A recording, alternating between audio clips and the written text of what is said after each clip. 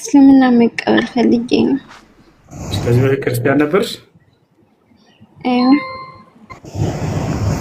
እሺ የምለውን ቃል አብረሽ የተከተልሽ ነው። እሺ አሽሀዱ አላ ኢላሃ ኢለላህ ወአሽሀዱ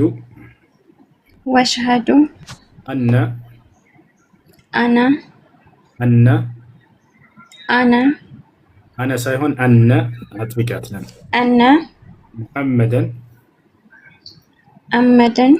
ሙሐመደን ረሱሉላህ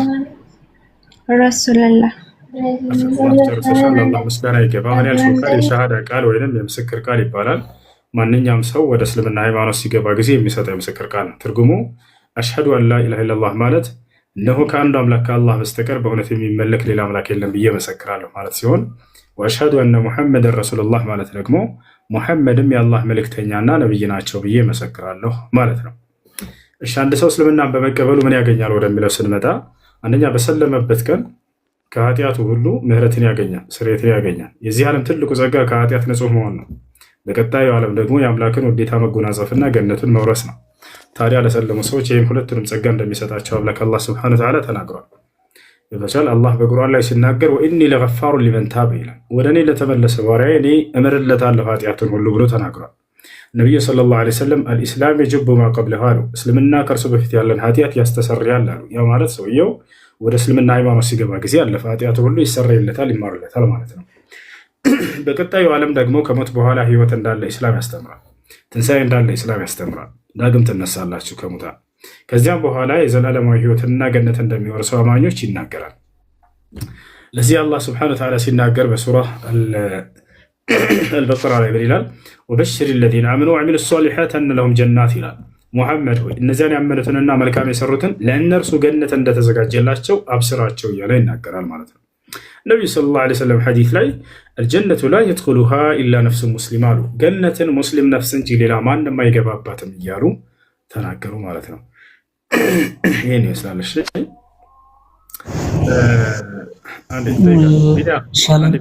ትቀጥላለህ። አንድ ጊዜ ይቅርታ። እሺ ሴት ልጅ የወር አበባ ባለችበት ሰዓት አብራ ግንኙነት ማድረግ ትችላለች ምናምን ብሎ አውሩ ሰምቼ እሱን ለማወቅ ነው። ጥሩ ውሸት ነው። እሺ ይሰማል። ውሸት ነው እንዳውም ክልክል ነው የሚል ትምህርት ነው ያለው እና ደግሞ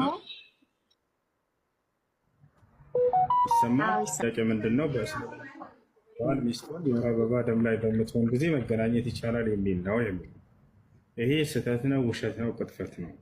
እንዳውም በእስልምና ባል ሚስቱን በወር አበባ ጊዜ እንዳይገናኝ ኃጢአት ነው የሚል ትምህርት ነው ያለው። ከታላላቅ ወንጀል ነው፣ አላህ ዘንድ በጣም የሚያስቆጣ የሆነ ተግባር ነው። ቅጣት ሁሉ አለበት ይሄን ያደረገ ሰው በኢስላም። አላህ ስብሐነሁ ወተዓላ በቁርአን ላይ ምን ይላል? በዚህ ጉዳይ ላይ ሲናገር ወየስአሉነከ ዐኒል መሒድ፣ ሙሐመድ ሆይ ሰዎች ስለ ወር አበባ ደም ይጠይቀዋል። ቁል ሁወ አዛ፣ እርሱ ደምና ፈዕተዚሉ ኒሳአ ፊል መሒድ፣ በወር አበባ ጊዜ ሴቶችን ከግንኙነት ተጠንቀቁ ይላል። ወላ ተቅረቡሁነ ሐታ የጥሁርነ፣ ከወር አበባው ደም እስኪነጹ ድረስ በግንኙነት እንዳትቀርቧቸው በፍጹም አለ። ፈኢዛ ተጠሃርነ፣ ከወር አበባው ደም ከጸዱና ከጨረሱ በኋላ ግን ፈእቱሁነ አመረኩሙላህ፣ አላህ ባዘዘባቸው ቦታ ወደ እነርሱ ሂዱ እያለ ይናገራል። ነቢያችን ሰለላሁ ዐለይሂ ወሰለም ሐዲስ ላይ ምን አሉ? እስናዑ ኩለ ሸይእን ኢለ ኒካሕ አሉ፣ አይ ኢለ ልጅማዕ። ሚስቶቻችሁ የወር አበባ ደም ላይ በሚሆኑ ጊዜ ከግንኙነት ውጭ ሌላውን መስራት ትችላላችሁ አሉ። አየሽ፣ ግንኙነት አይቻልም። በእስልምና ሴት ልጅ በወር አበባ ጊዜ ላይ ስትሆን እርሷን እርኩስ አይደለችም፣ የረከሰች አትሆንም። ቢስማት ቢያጫውታት ቢያቅፋት ችግር የለውም። ግንኙነት ግን አይቻልም። በጣም የሚገርምሽ ግን በክርስትና ሴት ልጅ የወር አበባ ደም ላይ ስትሆን ጊዜ እርኩስ እንደሆነች ይናገራል። እርሷን መንካት አይቻልም፣ ማቀፍ አይቻልም፣ መሳም አይቻልም። አንዴ ላሳይሽ መጽሐፉ ላይ ምን እንደሚል እናንብበው።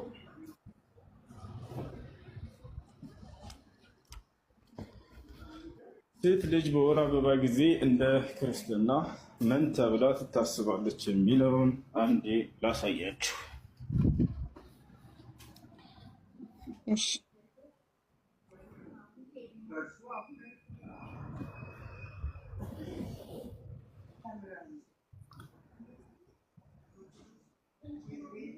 ያውና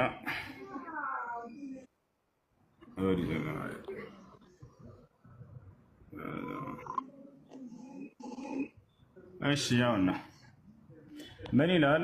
ሴት ፈሳሽ ነገር ቢኖርባት በስጋዋም ያለው ፈሳሽ ነገር ደም ቢሆን ይላል፣ የወር አበባ ማለት ነው። በመርገሟ 7 ቀን ትቀመጣለች። የሚነካትም ሁሉ እስከ ማታ ድረስ እርኩስ ነው። አየሽ፣ የሚነካት ሁሉ እስከ ማታ ድረስ እርኩስ ነው አለ። መርገምም ስትሆን የምትተኛበት ነገር ሁሉ እርኩስ ነው፣ የምትቀመጥበትም ነገር ሁሉ እርኩስ ነው። መኝታዋንም የሚነካ ሁሉ ልብሱን ያጥባል፣ በውሃም ይታጠባል፣ እስከ ማታም ድረስ እርኩስ ነው። የምትቀመጥበትንም ነገር ሁሉ የሚነካ ሁሉ ልብሱን ያጥባል፣ በውሃም ይታጠባል፣ እስከ ማታም እርኩስ ነው። በመኝታዋም ላይ ወይንም በምትቀመጥበት ነገር ላይ ቢሆን ሲነካው እስከ ማታ ድረስ እርኩስ ነው። ማንም ከእርሷ ጋር ቢተኛ መርገሟን ቢነካው 7 ቀን እርኩስ ነው። የሚተኛበትን መኝታ ሁሉ እርኩስ ነው። ያው ሴት ልጅም በወር አበባ ጊዜ እንደዚህ መጸየፍ አስባችሁታል? እርሷን የምትተኛበት ይረክሳል፣ የምትቀመጥበት ይረክሳል፣ የሚነካት ሰው ሁሉ ይረክሳል፣ እርኩስ ነው። ታጥቦ ራሱ አይጸዳም። ያው እስከ ማታ ድረስ ታጥቦ እርኩስ ነው። አይታችሁታል? እስከ ማታ ድረስ እርኩስ ነው ይላል። ያው ሴት ፈሳሽ ነገር ቢኖርባት በስጋዋም ያለው ፈሳሽ ነገር ደም ቢሆን በመርገሟ 7 ቀን ትቀመጣለች። የሚነካት ሁሉ እስከ ማታ ድረስ እርኩስ ነው ይላል። በእስልምናስ በፍጹም እርሷ እርኩስ አይደለችም። ደሙ ላይ ነው ብቻ ችግሩ። እስላም ምንድን ነው? ደም ስላለ ደሟ እስካለ ግንኙነት እንዳታደርጉ ብቻ ነው ያለው። እርሷ ሰውነቷን ቢነካት ችግር የለውም። ለዚህ ማስረጃ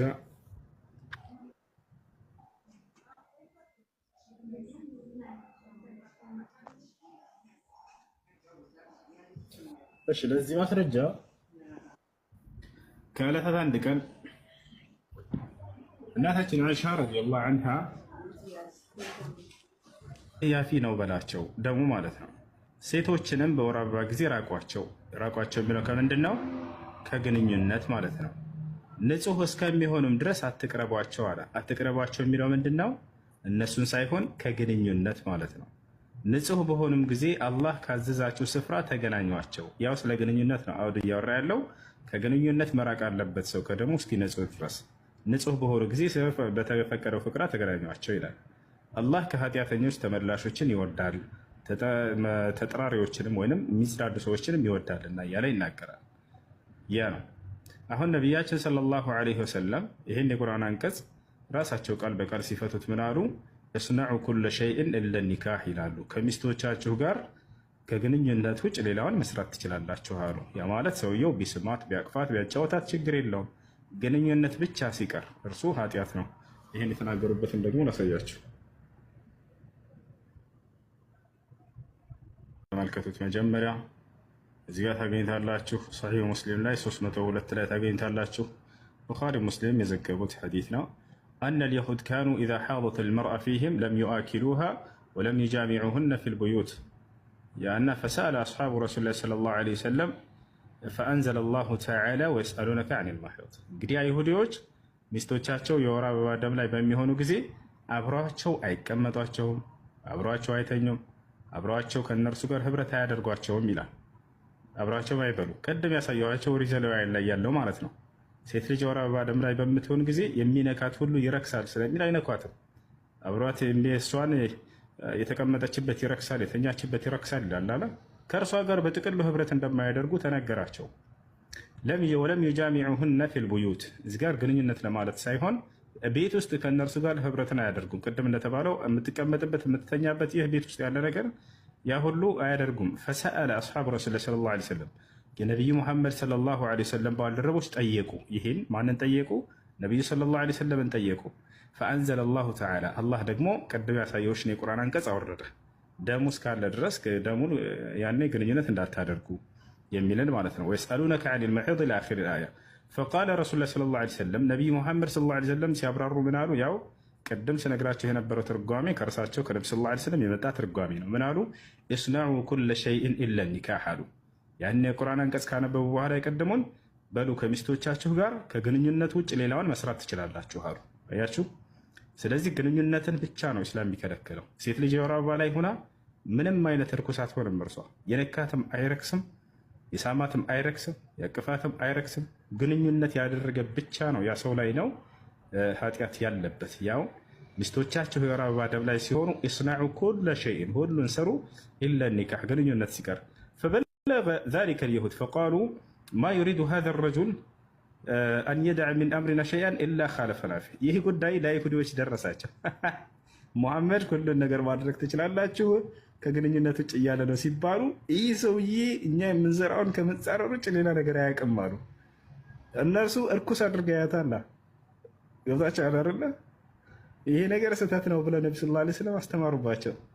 ይሄ ሰው እኛን ከመጋጨት ውጭ ሌላ ነገር አያውቅም እንዴ ብለው ተናደው ተናገሩ። እንደነሱ እርኩስ ማለት አለባቸው ሴት ልጅን ስህተት ነው ያስተምሩ ብለው በቃ ገለጹባቸው። ሴት ልጅን ይሄን ያክል አጸያፊ አድርጎ ማየት የሚነካት ይረክሳል። አስባችሁታል? የወር አበባ ላይ ሆና እሷን የነካት ይረክሳል። ምን አገናኘው? ከደሙ ጋር ነው ችግሩ። አምላክ ሊሆን የሚገባው በደሙ ላይ እንዳትገናኙት አለ ኢስላም። በቃ አለቀ። ነብዩ ሰለላሁ ዐለይሂ ወሰለም በደሙ ጊዜ እንዳትገናኙ እንጂ እርሷን እንዳታገሏት። ማግለል ተገቢ አይደለም። እንዳውም ሰውየው ሊያጽናናት ነው የሚገባው። የወር አበባ ደም ላይ በምትሆን ጊዜ ህመም አለባት። በዛም ቢመጣ በጣም ኃይለኛ ህመም ይኖርባታል። ጭራሽ በዚያ ላይ አግልላቸዋት አስባችሁታል? ነቢዩ ሰለላሁ ዐለይሂ ወሰለም ይሄን ባሉ ጊዜ አይሁዶች ይሄ ሰው እኛን ከመጋጨት ውጭ ሌላ ነገር አያውቅም። ማ ዩሪዱ ሃዛ ረጁል አን የድዕ ሚን አምሪና ሸይአን ኢላ ኸለፈና ፊህ ፈጃአ ኡሰይድ ብን ሑደይር وعباد بن بشر فقال يا رسول الله إن اليهود تقول كذا وكذا فلا نجامعهن فتغير وجه رسول الله صلى الله عليه وسلم حتى ظننا أن قد وجد عليهما فخرج فاستقبلهما هدية من لبن إلى النبي صلى الله عليه وسلم فأرسل في آثارهما فسقاهما فعرف أن لم يجد عليهما.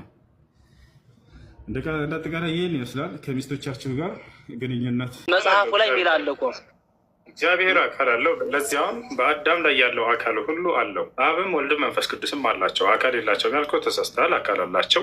አካላቸው ምን አይነት ነው ከተባለ ልክ እንደኔ እንዳንተ ያለ አዳማዊ አካል ናላቸው። ላሳየህ አሁን። እሺ አብ ወልድ መንፈስ ቅዱስ ነው። ያው የአብም የወልድም መንፈስ ቅዱስም በአዳም ላይ ያለ አካል ሁሉ አላቸው። እነርሱ እጅም ቢሆን እግርም ቢሆን አፍንጫም ቢሆን ሁሉም ቢሆን ላሳየህ ነው። እሱ ወንድሜ እኔ እኮ አምልኮዬ ነው የምነግርህ ያለው አይደለም። አንተ አለቸው እያልከኝ ሳይሆን እኔ ማመልክበት ነው የምነግርህ ያለው ሚል የተጻፈ አለ። የኔ ፍላጎት ሳይሆን የሁላችን ፍላጎት እንደዛ ነው። አይደለም መጽሐፉን እንመልከት ምን እንደሚል እምነታቸው ነው። አሁን እምነትን መጽሐፉማ እኮ ነገርኩህ። መጽሐፍ እኮ ነግሬሃለሁ። ምን ይላል መጽሐፉ? በቀኝ ለእግዚአብሔር በቀኝ ምናምን ያለው እሱ አይደለም ያልኩት። በቀኝ ምናምን የሚለውን ሳይሆን አሁን ያልኩት አካል የሚለው የለም ስላልክ ነው። አንተ ካንዴ አካል የሚለው የለም ስላልክ ሌሎችም እኮ አሉ፣ ብዙዎችም እኮ አሉ። እሺ እግዚአብሔር አብ ወልድ መንፈስ ቅዱስ አካል አላቸው የላቸውም? ማቻ ጥያቄ ይኸውልህ እኛ አካል ብለን ወስደው ማለት ነው አብ ወልድ መንፈስ ቅዱስ በአካል አንድ ናቸው እና እውነቴን እንላለን። አንልም ሳይሆን አብ ወልድ መንፈስ ቅዱስ ብለን እንወስዳለን አይደል? በአካል እናት ምናምን እንወስዳለን። ግን እኛ አካል ለምን ወስደው ማንነታቸው ነው እንጂ አካል ስጋ አይደለም። አሁን ለምሳሌ አንተ እንዳልከኝ ከሆነ አንተ ያልከኝ እጅ አለው እግር አለው ስትለኝ በቃ አካል እየፈጠርክበት ነው ያለ። የኛ ግን እንደዛ አይደለም። ይኸው ላሳይህ፣ እንደሱ ነው የሚለው መጽሐፉ። አንድ ጊዜ ላሳይህ ከይቅርታ ጋር። ያው ነው መጽሐፈ ሜላድ ምዕራፍ 10 ምን ይላል? በአዳም ላይ ይላል በአዳም ላይ ያለው መልክ ሁሉ በአብ በወልድ በመንፈስ ቅዱስም አለ። ለምሳሌ ራስም ቢሆን ገጽም ቢሆን ጆሮዎችና አይኖች ቢሆኑም አፍንጫና ከንፈርም፣ ያው አፍንጫ ያልከው ቅድም አፍንጫ አለው። አብ ወልድ መንፈስ ቅዱስ አፍንጫ አላቸው። አፍንጫና ከንፈርም ቢሆን እጆችና እግሮች ብልቶችም ቢሆኑ ለአብና ለወልድ ለመንፈስ ቅዱስም ሙሉ ምን አላቸው ይላል። ደስታው ሙሉ ምን አላቸው? አካል አላቸው። ይህ ከማን ዘንድ ነው የጸናው? ተመልከቱ። ሃይማኖታቸው የቀና 318ቱ ሊቃውንት አባቶቻችን እንደተናገሩ ለእግዚአብሔር አይኖችና ጆሮዎች፣ እጆችና እግሮች፣ ሌሎችም የቀሩት አካላት እንዳሉት እናምናለን። አካሎች አላቸው። ሁሉም በአዳም ላይ ያለ ማለት ለአብ ለወልድ መንፈስ ቅዱስ ብልትም ቢሆን ሁሉም አካል አላቸው። ኢየሱስ ክርስቶስ ብቻ አይደለም፣ አብም ወልድ መንፈስ ቅዱስም ሁሉም አካሎቻችን አላቸው። ሰዋዊ አካል የአዳም አካል እያለ ነው። አሁን ለምሳሌ ምናል መሰለህ አሁን ያመጣው ድርሳነ ሚካኤል ድርሳን ነው የመጽሐፋዊ መሰረታ አሁን መጽሐፍ ያም ያለሽ ከላይ ተቀጥራና አንድ ጊዜ አሁን ያመጣው የውልህ ድርሳን ነው። በነገር ላይ ተቀጥራና አልኩኛ አንድ ጊዜ ያም ያለሽ ከላይ ይሰማል ወይ?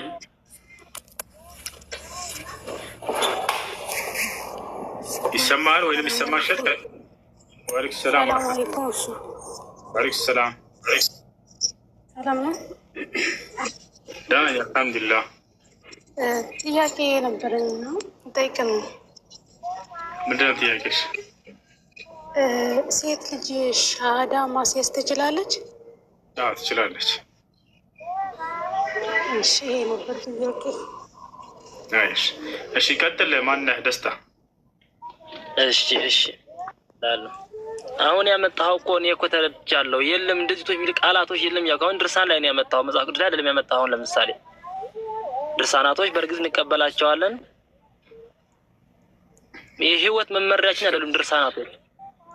ስለዚህ ስተድርሳኔ አሁን ይሄ እነዚህ አባቶች ሃይማኖታቸው የቀና 318ቱ ሊቃውንቶች የተናገሩት ውድቅ ነው ስተት ነው እያልከን ነው ወይንስ ትክክል ነው? እንደዛ አይደለም ያልኩኝ። ስተት ነው እያልኩ ሳይሆን ማለት ነው የሚተረጎመው ሌላ ነው፣ ትርጉሙ ሌላ ነው። የስቶች ትርጉሞች ማለት ነው ያው ቃል በቃል አካል አላቸው ነው የሚለው ቃል በቃል አካል አናጸድቅም እንኳን አካል ኖርማል ማጽደቅ አይደለም የኛ ያለ ታዲያ ይሄ ተሳስተው ከሆነ ተሳስተዋል በለ ውሱ ጥያቄ አለኝ። ልጁን ነው የምጠይቀው። እኔ ኦርቶዶክስ ነኝ። ልጁን ነው የምጠይቀው። መጽሐፈ አክሲማሮስ ላይ አክሲማሮስ የሚባል መጽሐፍ አለ የኦርቶዶክስ የኛ ማለት ነው። እየሰማኝ ነው? ገብቻለሁ።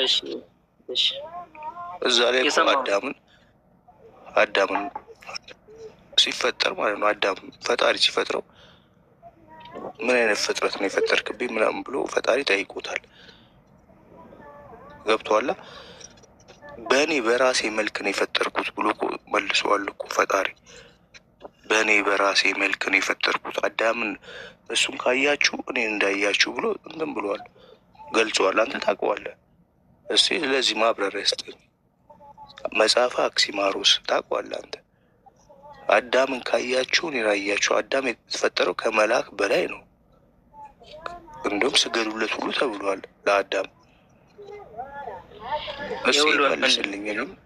ይኸውልህ እኔ እኮ የምልህ ያለው እሱ ነው። ጠይቄያለሁ። አሁን ለምሳሌ እንደኔ ነው ሲለው ማለት ነው ይህ ትርጉሙ ይኸውልህ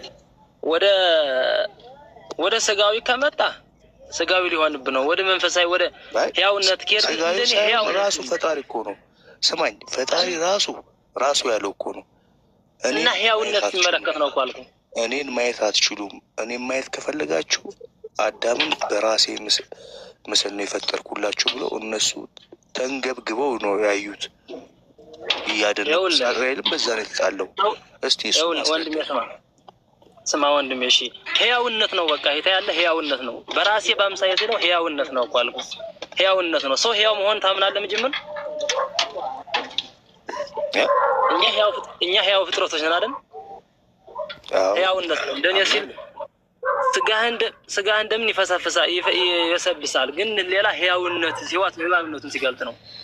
አዳም እኮ ሲፈጠር ህያው እኮ ነበር እኮ ህያው ነበር እኮ ሲፈጠር ማለት ነው።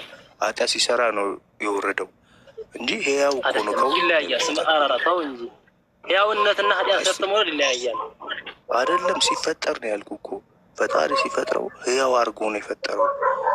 ኃጢአት ሲሰራ ነው ወደ ገሃነም ወይ ወደ ምድር የወረደው፣ ከገነትም የወጣው እንጂ በቃ ራስን መለስ እኮ ያለ ህያው አልከፈጠር አለቀ። ህያውነት ነው እንደሱ ነው። ህያውነት የሚለው እሱን ነው በቃ። እሱም ባይሞት እናግራለሁ ማለት ምን ማለት ነው ታዲያ? አዳምን እኮ ሲፈጥረው እኮ ምስሉንም ቁጭ አድርጎላቸው እኮ ነው። ማንን ይመስላል ሲሉ ለመላእክቶች እንኳን አያውቁትም እኮ አሁንም አያውቁትም። መላእክቶች እንኳን አያውቁትም። ይኸውልህ ወንድሜ ሁሉም ተርጓሚ አላቸው። እንደኔ የሚለው ሀሳብ ካመጣሃል የአንዱ ልተርጉምልና ሌላው ሁሉ ትርጓሜ ያለው በየራሱ ያለ እንደኔ ያለው ግን እንደ አምሳያ አድርጌ የፈጠሩት የሚለው ህያውነቱን ሲያይ ነው ብያለሁ። ሌላው ሁሉ እጅ እግሩ ምናምን ዘረዝር ሆንኩ ሁሉም ትርጉም አለው። የያን ትርጉም አለው። ትርጉሙን ዘዘና አንዘልቀውም። ይሄን ተወውና ወደኔ ወደ ነበርኩ ልመለስ፣ ወደ ሁሱ ልመለስና የእና ያንተ ችግር የለም ተወው። ወደ ሁሱ ልመለስ። አይ ኖ ደስታ አንዱን የአንዱን ትርጉም ንገረን። ቆይ አንድ ይሁን መልስልኝ ደስ ነበር። የጠየቀኝ ብቻ እኮ መልሼ እላለሁ። ሰምተኝ ነው ወንድሜ? አይደለም አልመለስክም። እኔ የምፈልገው እኮ ሀቅ ነው የምፈልገው እውነት ነው። የጠየቀኝ አሁን ምንድን ነው አንተ የጠየቀኝ? ይኸውልህ እንደኔ ነህ ሁሉ ማለት ያልከኝ እኔን ምንድን ነው በቃ ልጁን እንደወለደ እኮ ነው። ልጁን እንደወለደ ራሱ ንጹህ ሰው ነው የፈጠረ። ንጹህ ሰው ብቻ ሰው ከመላእክቶች የበለጠ ነው የፈጠረው። ገብቶሃል? ይሄ ግልጽ እኮ ነው። ምን መጽሐፍ ቅዱስ ላስማማቸው እና አካል እንዳለው ተናግሯል እግዚአብሔር እያለ ነው። ስለዚህ አካል እንዳለው የአዳም አካል እንዳለው ከተናገረ አንተ ትርጉም አለው እያልክ ነው። እስኪ አንተ ትርጉም ንገረው እስኪ። ምንድነው ትርጉም? አካል እንዳለ ይናገራል መጽሐፉ። አይ አካል ምንም አልቀበልም። እሺ ትርጉሙ ምንድን ነው ብዬ እኮ ነበርኩ። እሱ አሁን ምን አለ መሰለህ፣ እሱ እንደኔ አድርጌ ነው የፈጠርኩ ምናምን ብሎኛል። እንደዛ ያለው ህያውነቱ እሺ እግዚአብሔር እግር አለው ይላል። ትርጉሙ ምንድን ነው? አይ በነገራችን ላይ ቁጭ ሁሉ ስላልተማርኳቸው ትርጉሞች አላቸው። ለምሳሌ ትርጉሞች ማውቃቸው ነገር ያለው እግር ብቻ እኮ አይደለም እኮ በራሴ አምሳል ነው የፈጠርኩት። ንጹህ ነው፣ ሽንትም ደምም የለውም። እንዲያው እንደ ሰው የሚጸዳዳ ምናምን ላብ የሚያወጣ አይደለም። ሰውነቱም እንደ ቅርፊት ነው፣ ጠንካራ ነው። ጠንካራነት ብቻ ሳይሆን ከመላእክቶች ይበልጣል። ይህ መጽሐፍ አክሲማሮች ላይ እንደ ሰው አይደለም። ገብቶሃል? ሲወርድ ነው ሰው የሆነ አጣ ሲሰራ ነው እንጂ እዛ ጋር እንትን ያለው እኮ እንደ ሰው ነው። ቁመቱ ቀና ያለ ምናምን ተብሎ ነው የተፈጠረው አዳም። ቁመቱ ቀና ያለ በቃ እንደ ሰው በቃ ይሄ ግልጽ እኮ ነው። እሱም ቢያሳየን ደስ ነበር። እኔ ያሳያቸው። እኔ መጽሐፍ ቅዱስ ላይ ነበር መጀመሪያ የጀመርኩለት። መጽሐፍ ቅዱስ ላይ እግዚአብሔር እጆች አሉት፣ በእጆቹ ያጨበጭባል፣ እግሮች አሉት፣ በእግሮቹ ይራመዳል። እግዚአብሔር ዙፋን አለው፣ በዙፋኑ ላይ ይቀመጣል። እግዚአብሔር ከንፈር አለው፣ በከንፈሩ ያፏጫል ይላል። እንዳለ መጽሐፍ ቅዱስ ላይ እንደዚህ የሚላለ። ከመጽሐፍ ቅዱስ ደግሞ ይበልጥ እንደው የተሻለ እንዲሆን ዘንድ የአባቶችን ትርጓሜ ላሳየው ብዬ ልክ ሳሳይ አይ ይሄ እኮ መጽሐፍ ቅዱስ አይደለም እንደገና ብሎ ደግሞ ግልጣ ነው። ከሁለቱም አሳያለሁ እያልኩ ነው የእግዚአብሔርን አካሎች። ግን አንተ ምናልክ ትርጉም አለው ብለህ ተናገርክ። ትርጉም ምንድን ነው? አሁን አላውቅም ብሏል። ምናልባት ወደፊት አንብቦ የሚመጣ ይሆናል ወይ ጠይቃቸው። እግዚአብሔር አካል እንዳለው የራሳቸው መጽሐፎች። የእኔ ሀሳብ እኮ ስላልገባ ነው። እሱ ምን አለ መሰለህ ገብተኛ ትርጉም አለው አይደለ? ትርጉም እንዳለው ማስረጃ ይዘህና ነው በቃ። ያንን ማነው እንደሱ ብሎ ይፈታለህ የሚለውን ይዛለህ እንድትመጣ ነው። እንደዛ ነው በቃ ለደ በእንትናችን እንደዛ ነው። እቺ በቃ ይሄ ካልተመቸ አንድ ጥያቄ ልጠይቅና አወርዳለሁ። አንድ ጥያቄ ልጠይቅና አወርዳለሁ። እሺ ሰማችኋል?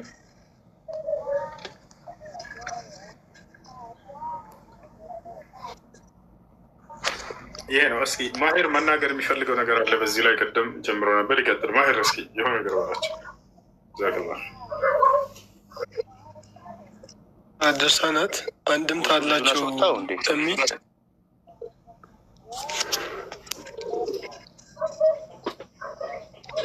እሺ ማርከት ይሰማል። ገድላትና ድርሳናት አንድምታ አላቸው ሲል ገርሞኝ ነው። እና ገድላትና ድርሳናት አንድምታ የላቸውም። ለራሳቸው መጽሐፍ ቅዱስን እንደ ማብራሪያ ሆነው የሚያገለግሉ ናቸው።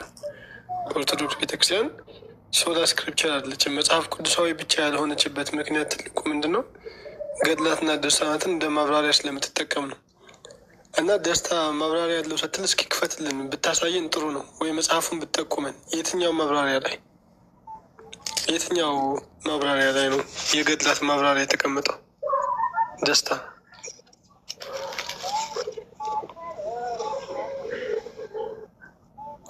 እሺ በቃ ጊዜ እንትን ማለት ደስታ መጽሐፍ ይዘህ ስትመጣ ጊዜ ምናልባት አንተ እንደው ሌላ ማብራሪያ ያላቸው ካማኝ እነዚህን የገድላትና የድርሳናቶችን ማብራሪያ ራሱ ፈልጋለሁኝ።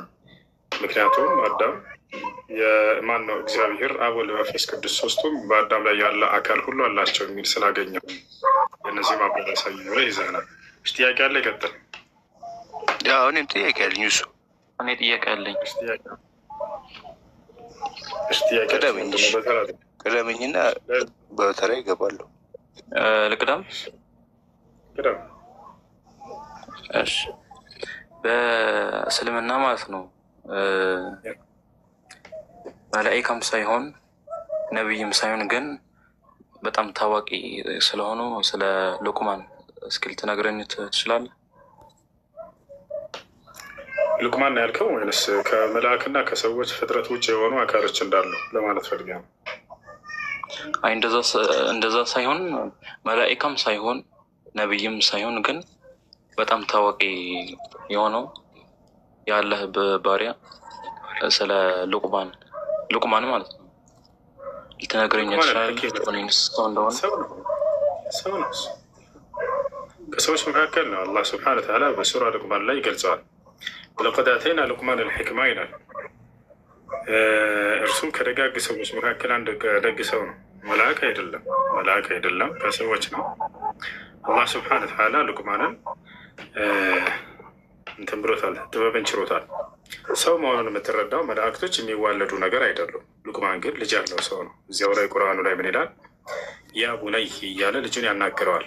ወለቀድ አተይና ሉቅማን አልሕክመተ አን እሽኩር ሊላህ ወመን የሽኩር ፈኢነማ የሽኩሩ ነፍሲ ወመን ከፈረ ፈኢነላሀ ገኒዩን ሐሚድ ወኢዝ ቃለ ሉቅማኑ ሊብኒሂ ወሁወ የዒዙሁ ያ ቡነየ ላ ቱሽሪክ ቢላህ ኢነ ሽርከ ለዙልሙን ዐዚም ይላል። ሉቅማንም ለልጁ እንዲህ ባለ ጊዜ አስታውስ ይላል፣ ልጄ ሆይ በአላህ ላይ አታጋራ። ያ ቡነየ ላ ቱሽሪክ ቢላህ ኢነ ሽርከ ለዙልሙን ዐዚም፣ ሽርክ በአላህ ላይ ማጋራት ትልቅ የሆነ በደል ኃጢአት ነው እና ብሎ ተናገረው። ስለዚህ ሉቅማን ልጅ ያለው አካል ነው፣ ሰው ነው። መላእክቶችስ ሰው ማን ነው? የሚዋለዱ አይደለም። እነርሱ መላእክቶች የሚዋለዱ አይደለም፣ ራሳቸውን ችለው የተፈጠሩ ናቸው። ጅብሪል ሚካኤልን ወልዶት አይደለም፣ ወይም ሚካኤል ጅብሪልን ወልዶት አይደለም። ሁሉም የየራሱ የሆነ አፈጣጠር አለው።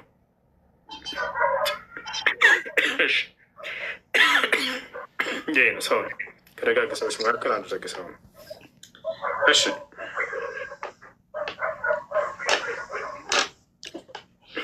እሱ ተረኛ ነኝ። እሺ እኔ ደግሞ ጥያቄ ያለኝ ማለት ነው። አሁን እናንተ ጋር ተጠንቅቆ ያለቀ ነገር አለ። ለምሳሌ ማለት ነው ቁርአን ላይ ስለ ክርስትና ይፍረዱበት የሚባል ነገር አለ። በራሳቸው መጽሐፍ ይፍረዱበት የሚባል ነገር አለ። ተውራት ላይ፣ እንጅል ላይ በቃ እነሱ ሀቅ ነው ተብሎ እንትን የተባለ ነገር አለ። ይህ ሀቅ ነው እንትን ነው ያለው ማለት ነው። ቆይ ልንገር ጋር ከዛ ደግሞ እናንተ ተበርዘዋል የምትሉት ቁርአን ካመነ ማለት ነው ረሱል ካመኑ እሳቸው ካረፉ በኋላ ነው ችግሩ የመጣው ወይስ እንዴት ነው? እሳቸው ጠንቅቀው ተናግረዋል። መጽሐፍ ያላቸው ይፍረዱ ካሉ እናንተ ደግሞ ከዛ በኋላ የመጣው ሀዲስ ላይ ነው ችግሩ የመጣው። ዮኒ እንደሱ አይደለም የሚለው። እሺ ላስተካክልልህ። አሁን መልሱን አዳምጥ። ያነ ደግሞ በዛው የምትመልስልኝ ማለት ነው። በዛው የምትመልስልኝ የቱ ጋር ነው ስተቱ? እስቲ አንድ ስተት እንኳን ንገረን፣ አንድ ሁለት ስተት እሳቸው ካረፉ በኋላ እስቲ የቱ ጋር ነው ስተቱ? በክብር ነው የምጠይቅህ። እሺ የመጀመሪያው ምንድን ነው? የመጽሐፉ ሰዎች በመጽሐፉ ይፍረዱ የሚላለው ለእንደዛ አይደለም የሚለው ወሊያሕኩም አህሉል ኢንጂል ቢማ አንዘለ ላሁ ፊህ ነው የሚለው። የእንጂል ባለቤቶች በውስጡ አላህ ባወረደው ይፍረዱ ይላል። ውስጡ በሚገኘው ስለ አንድ ፍርድ ነው የሚናገረው ይህ አንቀጽ። እርሱም ምንድን ነው?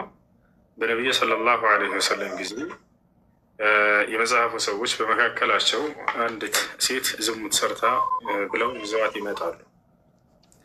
ዝሙት ሰርታለች ብለው ይዘዋት ይመጡና ወደ ነቢ ሰለላሁ ዐለይሂ ወሰለም ዘንድ ሊፈትኗቸው ፈለጉ። ታቸዋል ልክ እነርሱ ጋር እንደሌላ አድርገው ህጉን ማለት ነው። ህጉ በእነርሱ ጋር እንደሌላ አድርገው ሊፈትኑ መጡ። ዝሙት ሰርታ ነበር አንድ ሴት በመካከላችን። በአንተ ህግ መሰረት ምን እናድርጋት ንገረን፣ ከእኛ ዘንድ ህግ ስለሌለን ነው በቃሉ ላይ ብለው ተናገሩ። አሁን እየዋሹ ነው እነዚህ ሰዎች። ስለዚህ አላህ ስብሐነሁ ወተዓላ ምን አለ? ወዲያ ወረደ፣ ወሊያሕኩም አህሉል ኢንጂል ቢማ አንዘለ ላሁ ፊህ፣ የኢንጂል ባለቤቶች አላህ በውስጡ ባወረደው በእርሱ ይፍረዱ አለ። ምንድነው ይፍረዱ እያለው? ስለ አንዲት ህግ ነው የሚናገረው እንጂ ዝሙት ሰርቶ የተሰራ ሰው ያኔ ዝሙት ሰርቶ የተገኘ ሰው ተወግሮ ይገደል የሚለው ህግ አለ በመጽሐፋቸው ላይ፣ በዚያው ራሱ ላይ ያለላቸው አይደል እንዲ እያለ ነው እንጂ እንዳው በሙሉ መጽሐፉ በመጽሐፍ ቅዱስ ይፍረዱ እያለ አይደለም። ተረዳ ሆኒ? በዚያ ምክንያት ነው የመጣው። እሺ ገብተዋል። እነዚህ ሰዎች በዚያ ይፍረዱ እያለ እየተናገረ ያለው የሚፈረደው ስለ አንዲት ህግ ነው የሚናገረው። ስለዚያች ነው ህጉ ምንድን ነበር? ህጉ እዚያ ላይ ዝሙት ሰርታ የሰራች ሴት ተገኝታ ነው እና ምን እናድርግ ህጉ ምንድን ነው ተብሎ ሲጠየቁ ተወግሮ መገደል የሚል ነው።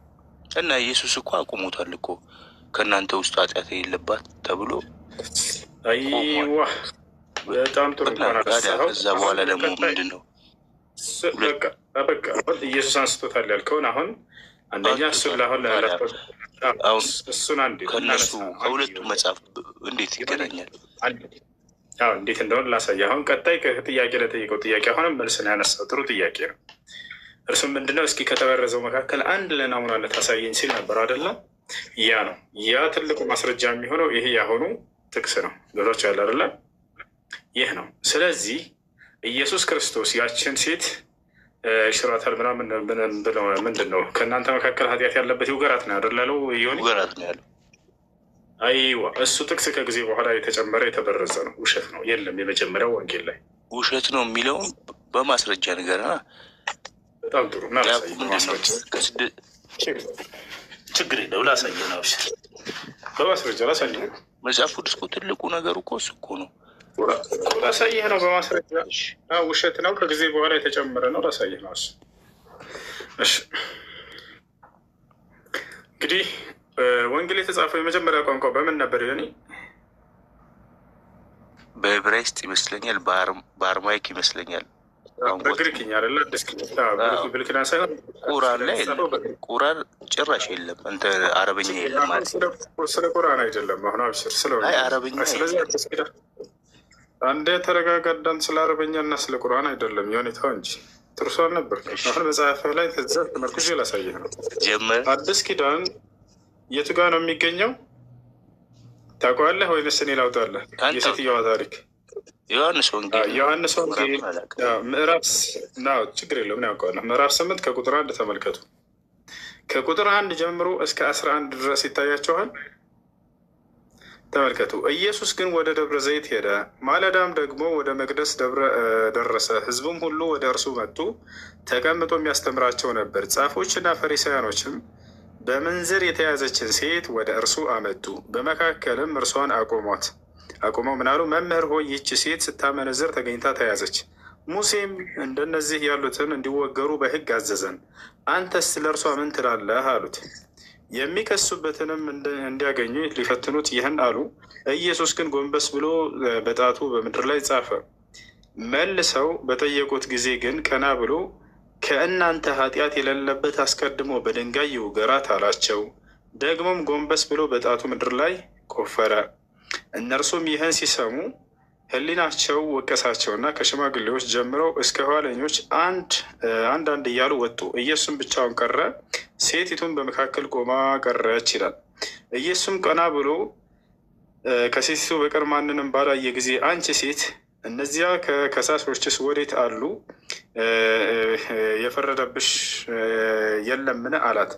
እርሷም ጌታ ሆይ አንድስ እንኳ አለች። ኢየሱስም እኔም አልፈርድብሽም፣ ሂጂ ከአሁንም ጀምሮ ደግመሽ ኃጢአት አትስሪ አላት ይላል። ጨረሰን አይደል? ሄድክ እንዴ ዮኒ? በጌታ ስም። ለማንኛውም አሁን ተመልከቱ ልጆች፣ ይታያችኋል። እስከዚህ ድረስ ያልቃል ታሪኩ ከ1 ጀምሮ እስከ 11 ድረስ። ዮሐንስ ወንጌል ምዕራፍ 8 ከ1 እስከ 11 ድረስ የሴትየዋ ታሪክ ማለት ነው። ይህን ታሪክ የአማርኛ መጽሐፍ ቅዱስ ላይ ታገኝታላችሁ። ነገር ግን የግሪኩ ላይ እንሂድ። መጀመሪያ የተጻፈበት ቋንቋ ላይ ንጉድ እንመልከት። ከጊዜ በኋላ እንደጨመሩባቸውና እንደበረዙባቸው እንደፈለጉ መጽሐፉ ላይ ሲጫወቱ እንደነበረ ሰዎች አሁን ታያላችሁ። አላህ ስብሐነ ወተዓላ በቁርአን ላይ ራሱ ይነገራል ማለት ነው። ከጊዜ በኋላ በራሳቸው ጽፈው የአምላክ ቃል ነው ብለው እንደዋሹ ነግሮናል። ታቸዋል። አሁን የመጀመሪያውን የጥንቱን የመጽሐፍ ቅዱስ ግሪኩን እንክፈተው። ያው ይህን እንክፈተው። እዚህ ቦታ ላይ እንግባዜ የግሪኩ ላይ እንግዲህ እዚህ ኮዴክስ ሳይናቲከስ በዓለም ላይ ካሉት እጅግ አስፈላጊ መጽሐፍት አንዱ ነው። ከ1600 ዓመታት በፊት በእጅ የተጻፈውን ይህ የእጅ ጽሑፍ የክርስቲያን መጽሐፍ ቅዱስም በግሪክኛ ይዟል። ይህም እጅግ ጥንታዊውን የአዲስ ኪዳን ሙሉ ቅጂ ያካትታል ይላል። ስለዚህ እዚህ ቦታ ላይ ሄዳን ዮሐንስ ወንጌል ምዕራፍ 8 ከቁጥር 1 ጀምረን አለ ወይንስ የለም የሚለውን የምናይ ይሆናል ማለት ነው። እንመልከት። የት ነው? ያው እና ከኦሪት ዘፍጥረት ጀምሮ እዚህ ጋር ታገኛላችሁ። ዮሐንስ ወንጌል ላይ እንግባ። ዮኒ መጣ? ያው መጥቻለሁ። እሱ አጋጣሚ ችግር የለውም። ዮሐንስ ወንጌል ችግር የለም ጆን ይላል አይደል? እዚህ ጋር ዮሐንስ ወንጌል ያው ዮሐንስ ወንጌል ላይ ገብተናል። አሁን እዚህ ቦታ ላይ ምዕራፍና ቁጥር እናስገባለን። ዮሐንስ ወንጌል አየሁ አይደለ? ወደ አማርኛ እንቀይራት።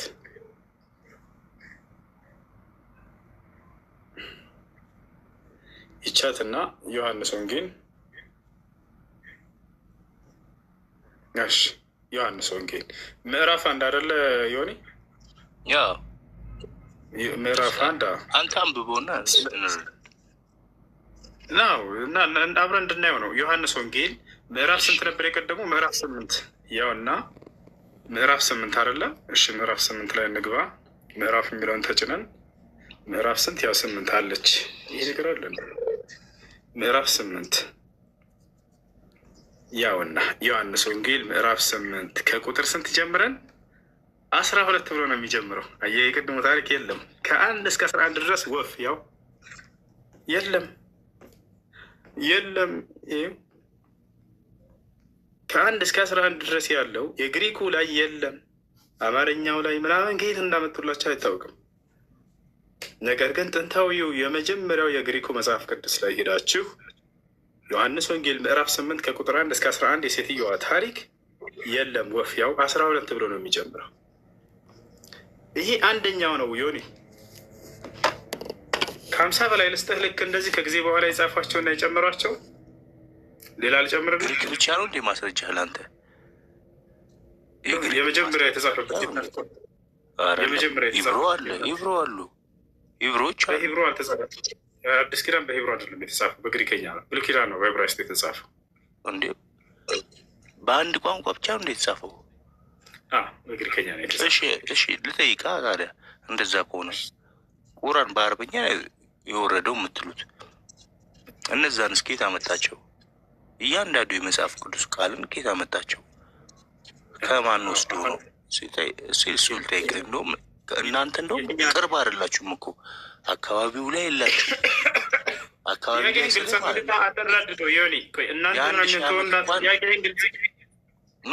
ውሱ ንገራ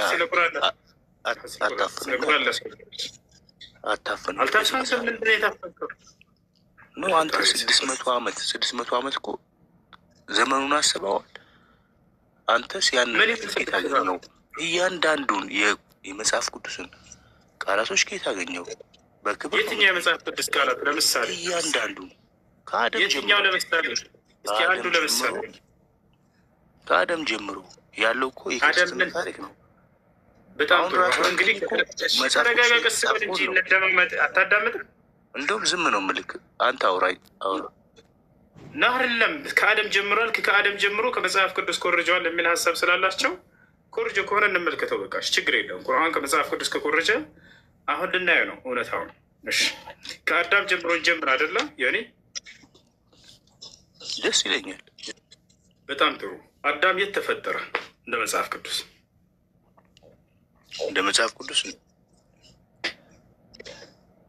ማለት ቦታውን እንትኑ ነው የመጀመሪያው ፍጥረቱ ነው። አዳም የት ላይ ነው የተፈጠረው? ማስረጃ ገነት ይባላል። ማስረጃ ገነት ይባላል።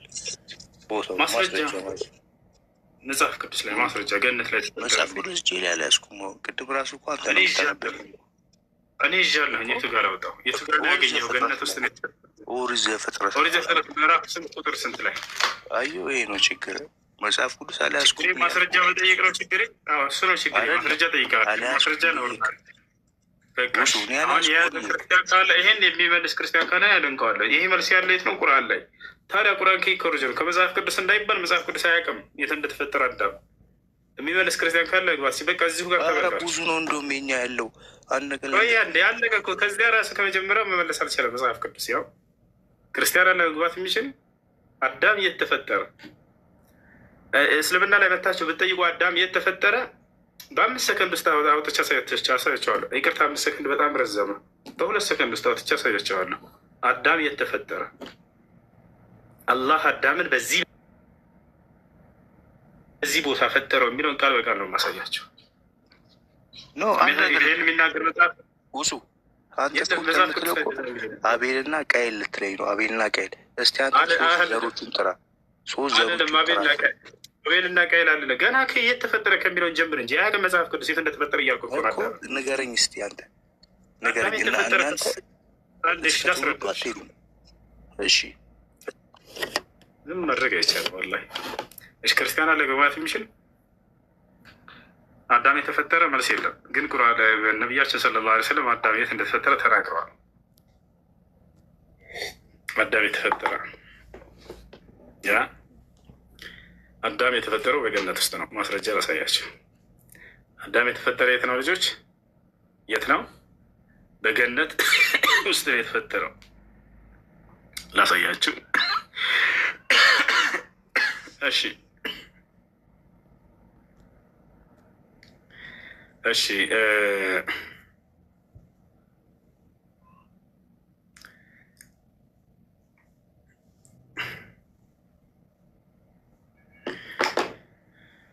ያ ሰላም ያ ሰላም ያ ሰላም ያ ሰላም። ያው እና ማስረጃ እና እዚህ ጋር ኑ ላሳያቸው። አዳም የተፈጠረ የትኛውም ክርስቲያን ሊመልሰው አይችልም። የለም መጽሐፍ ቅዱስ ላይ ኮርጇል ሲሏቸው የመጀመሪያ እስኪ ከአዳም እንጀምር በሏቸውና አዳምን አምላክ እየተፈጠረው ብላችሁ ጠይቋቸው። ወፍ የለም። በቃ እዚያ ላይ ትረዳላችሁ። ያው እና ወደ አማርኛ ልቀይሩላቸው። ሁሉን ቻይ የሆነው እግዚአብሔር ብሎ ጉግል ትርጉሞታል። አላህን ሁሉን ቻይ የሆነው አላህ አዳምን እየተፈጠረው ያሰላም ያው በገነት። ስለዚህ አላህ ስብሐነ ወተዓላ አዳምን በገነት ፈጠረው። ያው እና እዚህኛውም ሐዲስ ላይ አላህ አዳምን በገነት ሲፈጥረው ይላል። እግዚአብሔር አዳምን እየተፈጠረው በገነት ወይንስ የት? የለም በቃ አይታወቅም። ይህን የሚያውቀው ማን ነው ከተባለ ኢስላም ብቻ ነው። ቻቻ ያለ መቀጠል ይችላል። አሰላሙ አለይኩም ወረሕመቱላሂ ወበረካቱ። አለይኩም ሰላም ወረሕመቱላሂ